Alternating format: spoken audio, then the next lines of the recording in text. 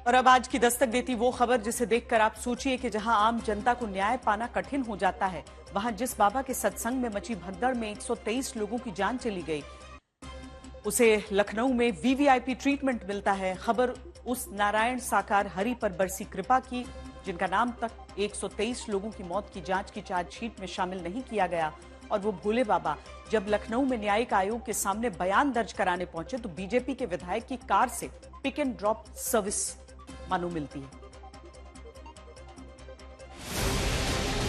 एक तरफ उत्तर प्रदेश का एक आम आदमी जो अपने सीने पर उन शिकायतों का पुलिंदा लगाकर कलेक्टर के दफ्तर में न्याय की आस में घूमता है, जिसका दावा है कि कोई सुन नहीं रहा, और दूसरी तरफ हाथरस में जिस भोले बाबा के सत्संग में मची भगदड़ में 123 निर्दोष नागरिक जान गंवा देते हैं, वो भोले बाबा लखनऊ में न्यायिक आयोग के सामने पेश होने भी आता है तो पुलिस ऐसे सुरक्षा देती है जिसको देखकर ही सवाल उठता है कि आखिर जितनी चिंता भोले बाबा की होती है, क्या आम आदमी की होती है?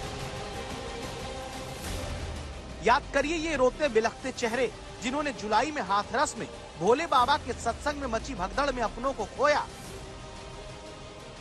इन लोगों ने तब आज तक के कैमरे पर यह आरोप लगाया कि इनके परिजनों की मौत के जिम्मेदार भोले बाबा हैं, जिन्होंने मरते हुए भक्तों को पलट कर भी नहीं देखा था।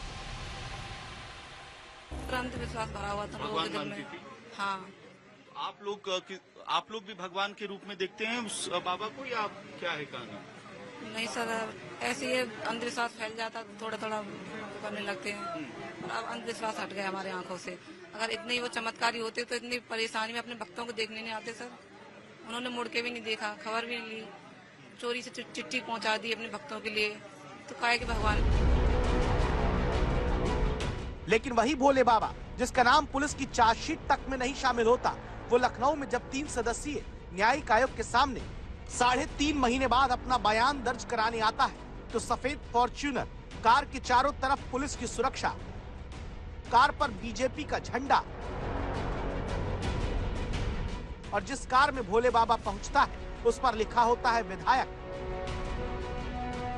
भोले बाबा को ऐसा वीवीआईपी ट्रीटमेंट सुरक्षा के नाम पर दे दिया गया जो अपने ही सत्संग में भक्तों को असुरक्षित माहौल में भगदड़ के बीच मरता छोड़ देने का परिजनों के हिसाब से आरोपी है। अब एसआईटी ने अपनी रिपोर्ट सबमिट कर दी है, लेकिन आज यहाँ पर महत्वपूर्ण तरीके से तो देखें तो भोले बाबा की पेशी आज हो रही है। अपना बयान दर्ज कराने के लिए भोले बाबा इस वक्त आयोग के दफ्तर जनपथ में विकास भवन लखनऊ में इस वक्त पहुंच रहे हैं। महत्वपूर्ण तरीके से जिस तरीके से इस पूरे मामले में जांच की गई, 3 सदस्यीय न्यायिक जांच इसको किया गया है, और इस पूरे मामले में जहां पर भगदड़ मची उस भगदड़ में 123 मासूमों ने अपनी जान गंवाई, लेकिन इस वक्त जो है न्यायिक हिरासत अपनी जांच के लिए अपने बयान दर्ज कराने के लिए भोले बाबा इस वक्त पहुंच रहा है। बाबा जिस सफेद फॉर्च्यूनर में आयोग के सामने आता है, ये पीलीभीत में पूरनपुर से बीजेपी विधायक बाबूराम पासवान की बताई गई, और सत्ताधारी पार्टी के विधायक की कार में बाबा की आयोग के सामने हाजिरी क्या इस बात की तरफ इशारा नहीं करती कि आखिर भोले बाबा पर इतनी कृपा क्यों बरसती, क्यों नाम चार्जशीट में नहीं आता, जबकि जुलाई में बाबा को भगवान मानने वाले परिवार ही अपनों को खोने का गुनहगार इसे मानते रहे। गुनहगार को सजा मिले, चाहे गिरफ्तारी कर लो चाहे फांसी कर लो, मेरे बीवी बच्चा तो लौट के आने वाले हैं ना, और ना मैं कहीं जाने वाला हूँ। मेरा सब रिश्तों खत्म है, मेरा कोई ना सत्संग है ना कुछ।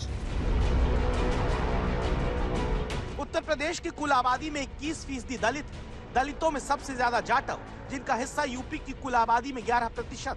इसी 11% जाटव वोट से जुड़े सबसे ज्यादा समर्थक बाबा नारायण साकार हरि उर्फ भोले बाबा के बताए जाते हैं। तो क्या यही वो सियासी सम्मोहन जाल है जिसे सत्ता और नेता तोड़ नहीं पाते?